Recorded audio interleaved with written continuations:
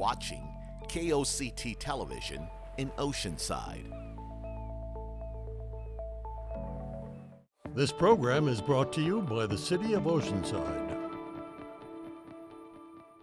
The following program does not necessarily reflect the views, opinions, or policies of the City of Oceanside, its elected officials, KOCT, its board of directors, or staff. I'm CJ Demento. Welcome to Oceanside Spectrum on KOCT. First, we have Lori Booty, Executive Director of the Veterans Association of North County, with updates and an upcoming golf tournament. Kathy Canane, Executive Director of Move Your Feet Before You Eat Foundation, and Sally Cohenauer, Physical Education Teacher at North Terrace Elementary School, are here to share about their programs. Project Director for Enlace with National University is here, B. Palmer, and the Oceanside Public Library Senior Librarian and Outreach Arts and Culture, Chris Morales, will share updates on your public library and its amazing services and programs. So stay tuned because Oceanside Spectrum starts now.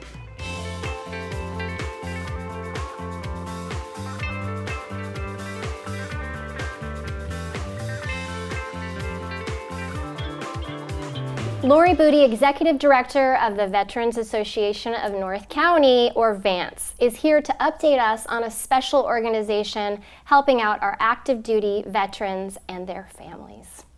Welcome, Lori. Thank you so much for having me. So nice to see you again. As you. Yeah, and I'm excited for you to update us on the improvements at VANC and some of the activities that you have planned. But first, can you just tell people a little bit more about VANC and what you do there? Sure. The Veterans Association of North County, we've been around for about 12 years. Okay. We work with active duty military, veterans, and their families. We're a total resource center. So what we do is anything from helping them while they're in the service to transitioning out of the service to job placement, training. We just kind of an all-around compass. Yeah, wonderful. So to provide those services, you need funds.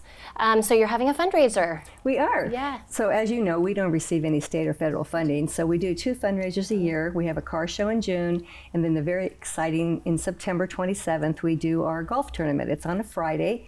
It's at Camp Pendleton, and the civilians love coming on the base and seeing how beautiful that golf course is. So we're real excited about it. It's going to be a shotgun tournament.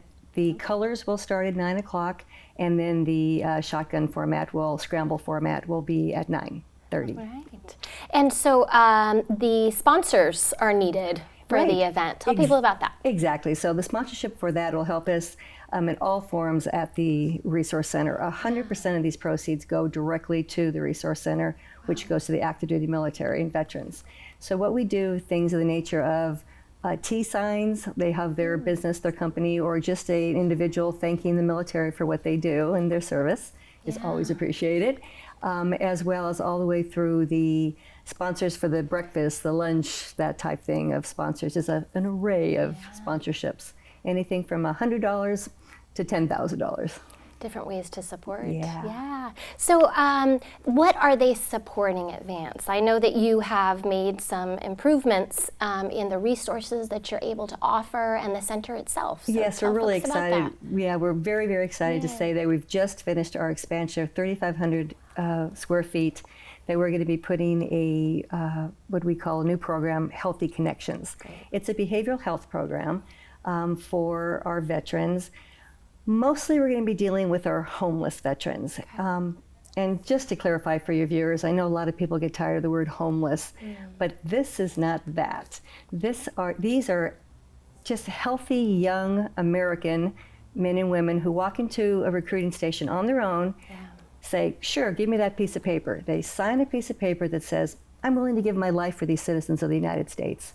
They don't know us, but they're patriots, and that's what they do. We train them, and we have some excellent training that we give. So we train them, but then we send them to places that are just ungodly things to do and see, and they can't unsee or undo some of the things. And unfortunately, in some cases, we break them. Well, we send them home, and we say, hey, thank you for your service, and away they go.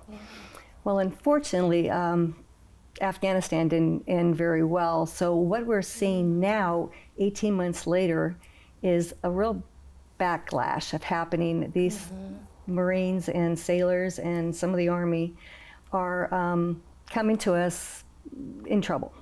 They're homeless, they're in the encampments, they've lost their marriages, they've lost everything due to not being able to get through that transition and what has happened. Yeah. So we've started the program Healthy Connections, again, like I said, featuring the main three things that we're finding out there. PTSD, which inevitably is leading to some form of addiction, and then suicide prevention. We have on property now Huntington Beach Treatment Center that actually are bringing their psychologists and psychiatrists on our property, as well as 0800, we're partnering with their social worker to do what I refer to as triage, to get them in. What's happening is that they're not trusting the government right now, so we can't get them into the VA system because they just aren't trusting. We're bringing them into our own program, they're trusting us, they have faith, and I'm happy to say right now we have 6 that are being actively treated, going for daily treatments, which is really important. Huntington Beach Treatment Center is offered to help have housing there, which they actually keep them for 6 weeks at a time in treatment, and they're giving us that sponsorship as well. Wow, so you are doing some incredible work there at VANC. Yeah, we're really excited about it because we're seeing the difference. We know we're helping, and that's what keeps me going. I am the only paid employee, stipend employee there. Everything else is volunteer-based, but that's what keeps me going day to day is the fact that we see the difference every day, and I know I'm making a difference. It helps. You are making a difference. Thanks. So if people want to support your programs and projects, how can they do that, Lori? Well, the easiest way is to go to our website, vanc.me, and simply have it says donate, how can I help? And just click on that, and there's several ways. We need help for volunteers. If they have if they have 2 hours a week that they can give us, we'll take it. If they have 2 hours a month, we'll take it.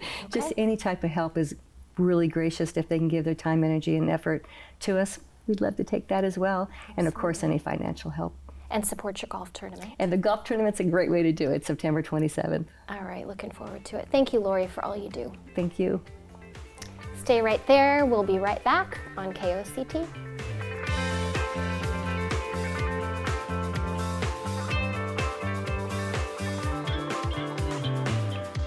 Something about having that piece of paper. Some people think that's worth more than my skills. I've run this place for 20 years, but I still need to prove that I'm more than what you see on paper. You just gotta be so good they can't ignore you. It's the way my mind works. I have a very mechanical brain. Analytics and empathy. That's how I've gained clients. I am more. I'm more than who I am on paper.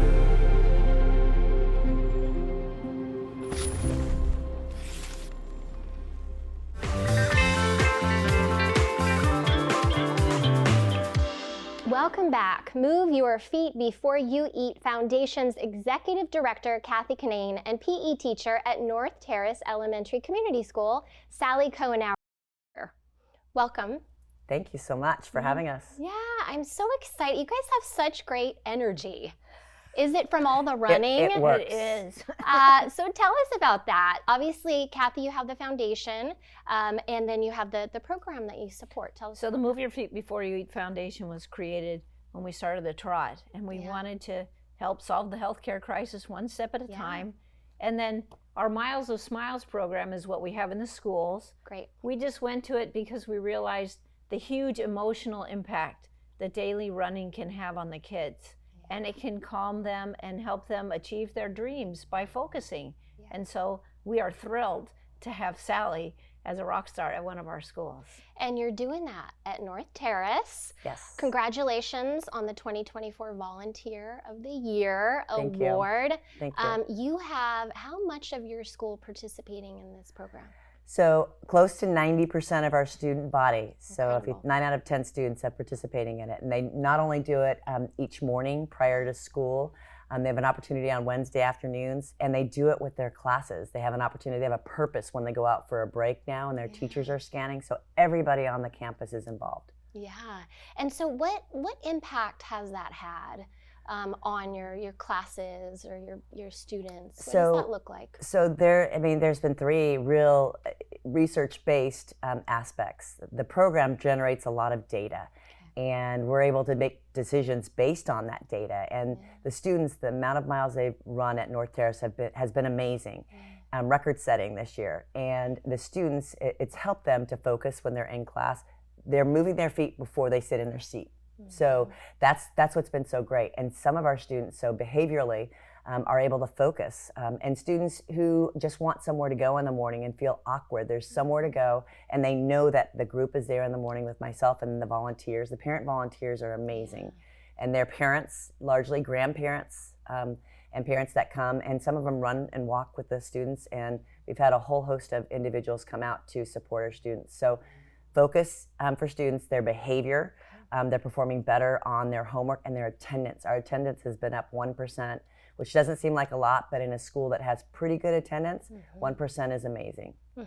And you account that to the kids wanting to be there and wanting to Absolutely. participate in something collective. Absolutely. They told me, we don't want to miss. We don't want to miss. You know, I can't, you know, I'm not feeling well, I'm going to do this, and then I'm going to go home even. And it's had a really positive impact across the board. And so we have siblings there, and one person will come, a sibling will eventually come, and it's been a positive thing across the board from kindergarten, well, actually transitionary kindergarten, all the way up through 8th grade. That's the unique aspect of our program over at North Terrace. Yeah. And your foundation supports the program. Yes. How do they do that? So we not only provide the platform to keep track of their mileage, and also the mileage gives individual certificates to the kids, how many miles. We give them these cute little charms for either 3 miles or 5 miles, depending on their age, or up to 5K or 100 miles. This year we're going to give out these cute little plaques that shows they did 100 miles. We give out Miles of Smiles shoelaces for 50 miles, and we have very special medals. This is from running from San Diego to Arizona, and it's for 140 miles. So we want to support the teachers and the parents and the volunteers that are willing to put in the time with these incentives and tracking, so that it's significantly easier and they get a big bang for their buck. It'd be difficult to do these individual certificates themselves and count the miles. It's just too labor intensive. So we're excited to be there to support people who are doing these programs in the schools. And you're in lots of schools doing these We are. programs, Right now we're right? serving 5 different districts in San Diego County. But North Terrace is our largest program, and we're very excited. And the principal that was at North Terrace just went over to Libby, and he's going to reincarnate that program, and hopefully we'll get 90% of the students at Libby participating this year. And that's what it takes, that kind of involvement. So if people want to find out more about the foundation or the program, if they want to start a Miles for Smiles at their school, how can they do that? We have a website, and you go to info@moveyourfeetfoundation.org, and we'll just get you signed up. It's pretty simple. We do encourage the teachers and parents that to have 2 or 3 people that are behind the program. And it can be teachers, parents, staff, students, just as long as they have 2 or 3. All right. Shout out to North Terrace. Thank you so on the much. job you're doing there. Go Tigers. Woo! Congratulations. Thank you. Thank you both. Thank you. We'll be right back.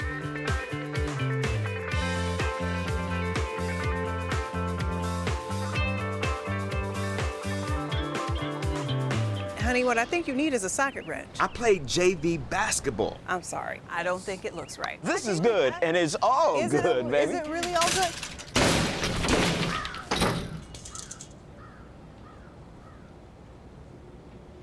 If you love me enough to routinely test your handyman skills, not to mention the strength of your marriage, then of course you'll visit nhtsa.gov/therightseat to make sure I'm in the right car seat. I'm gonna call my dad.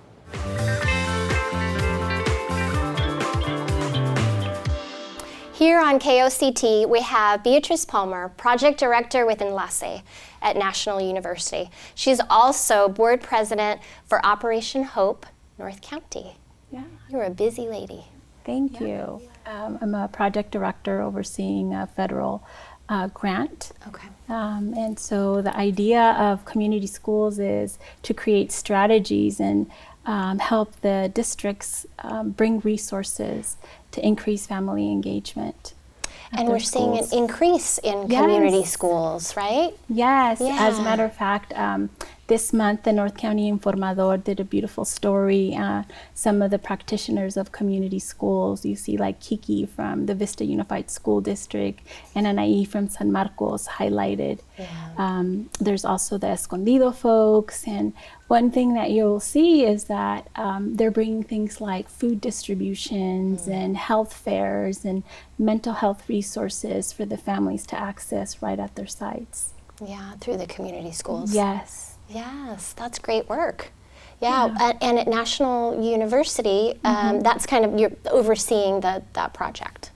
Yeah, so there's a team of 5 site coordinators, and yeah. Okay, yeah. So I know you're involved in lots of other great advocacy work in the community. Operation Hope. Please share with folks about that organization. Yes, Operation Hope North County. This is our 20th anniversary, and the mission is to address homelessness for families with children and single women who are experiencing homelessness. And you know, it started with a winter shelter, and now it's moved into a year-round. We own the property in Vista, 859 East Vista Way, and families come in and they find stabilization, they get wraparound services, their children are able to feel safe and secure.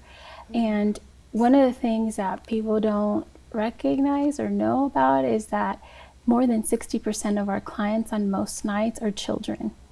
So those are like from babies to 18 years old. So more than 60%. You know, when we talk about homelessness, it's not just what most of the, you know, the community sees on the social media, or when you're driving down the street and you see individuals, you know, sleeping outside. Like, yes, that is an issue, but what we're not seeing, the invisible part of homelessness, are the families, you know, that are going to school with your kids or your grandkids, but we don't talk about, you know, them not having a place to sleep. I got introduced to Operation Hope when I first started working at Miracosta College. Our boss did a team building activity, and I was really curious because, you know, I was interested in knowing, like, what does homelessness really look like? So. So what, at Operation Hope, what are some of the resources that are provided, or what does the service look like? Can you share about that? Sure. So we have a programs department. So there's an intake.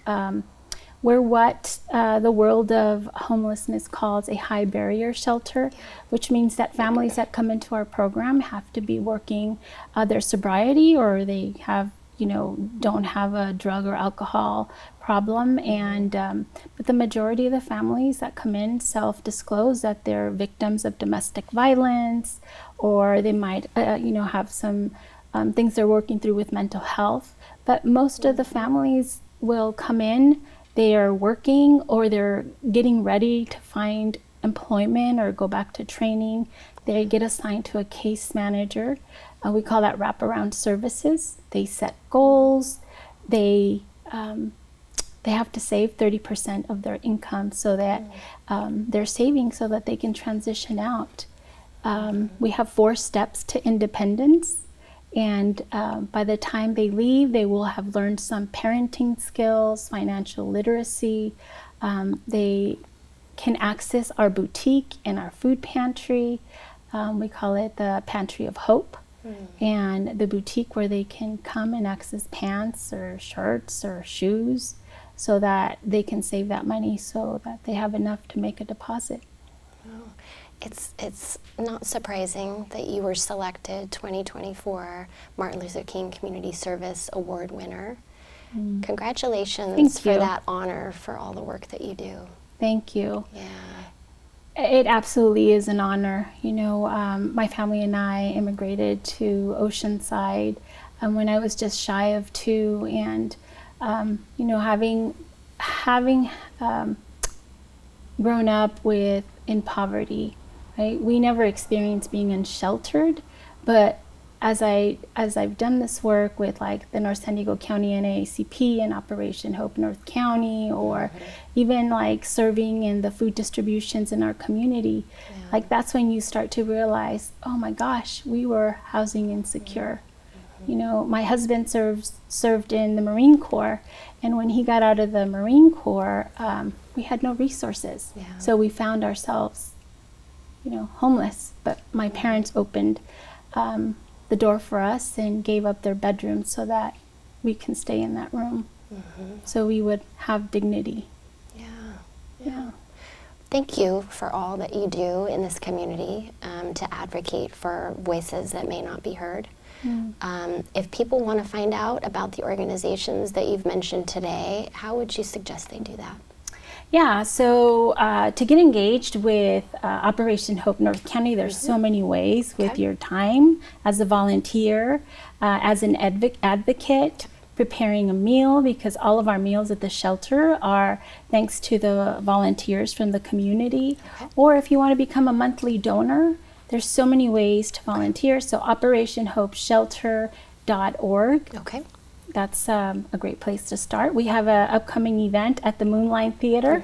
The play is called Beautiful. So I hear it's a beautiful play. So I hope folks can come and buy tickets and support, you know, enjoying a nice play out in the open doors. And supporting an amazing cause Thank at the same time. Yes. So, especially on our 20th anniversary. So we're going to milk it as much as we can. Well, happy anniversary. Thank you. Thank you for all you do. Thank you. We'll be right back with our next guest.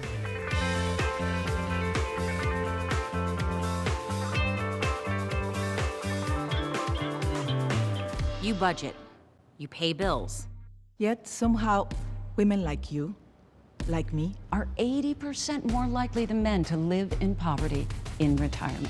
So here's what we're going to do now. We're going to save ourselves by setting a goal to save 2% more of our income for our retirement. Why 2? 1% honors you. And 1% honors all womankind. So come on, learn more about the 2% challenge at WeSaySaveIt.org.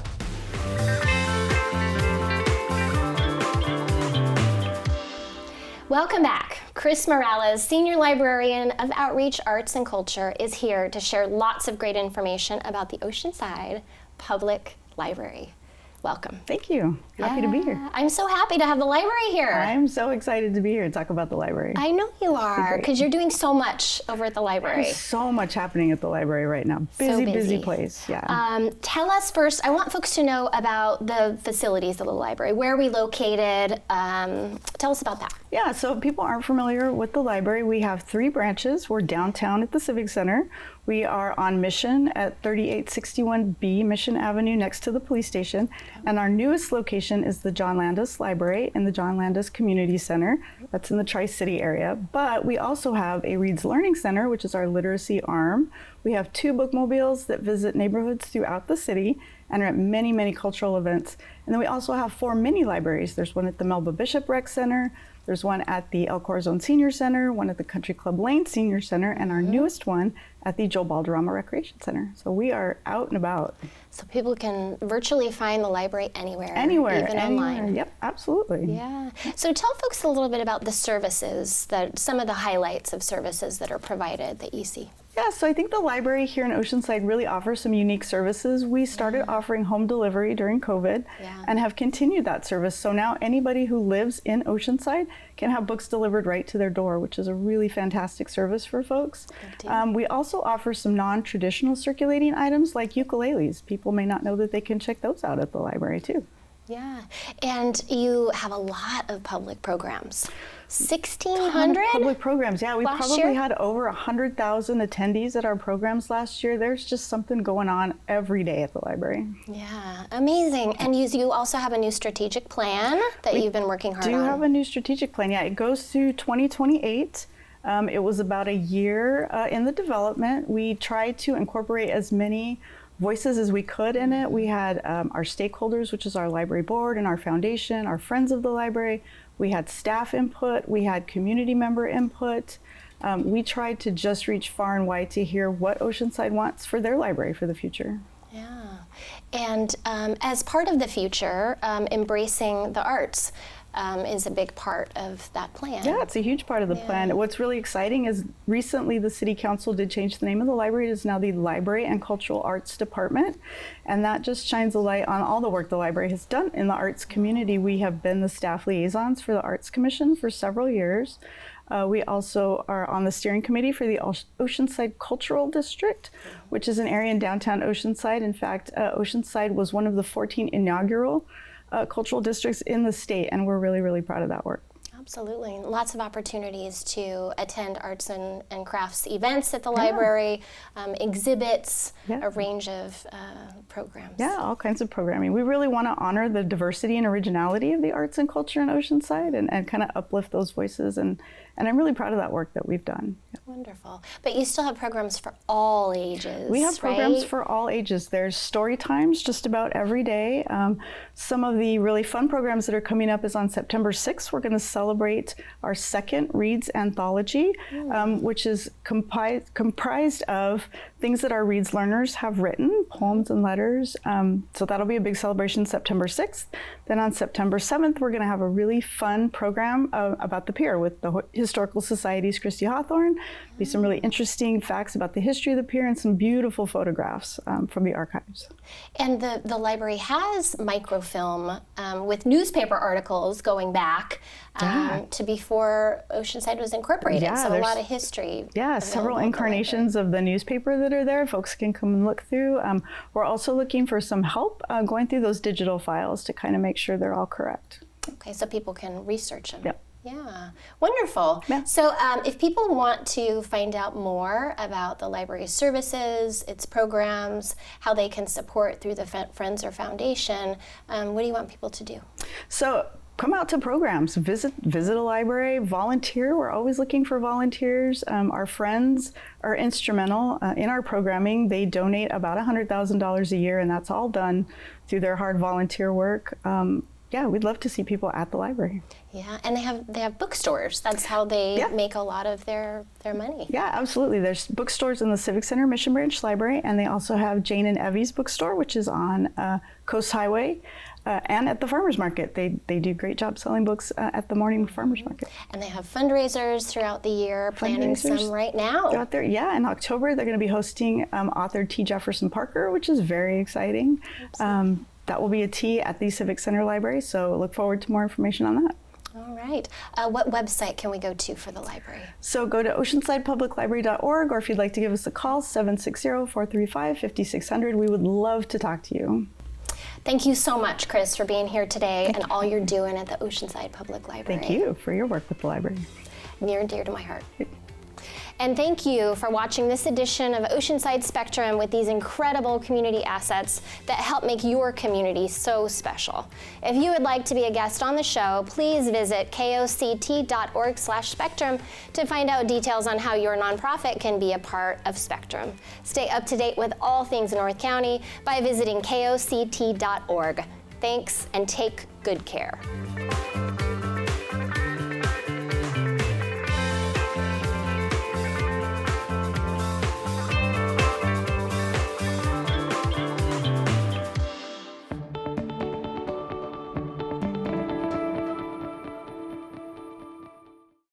You're watching 40 years of KOCT television, the Oceanside Channel.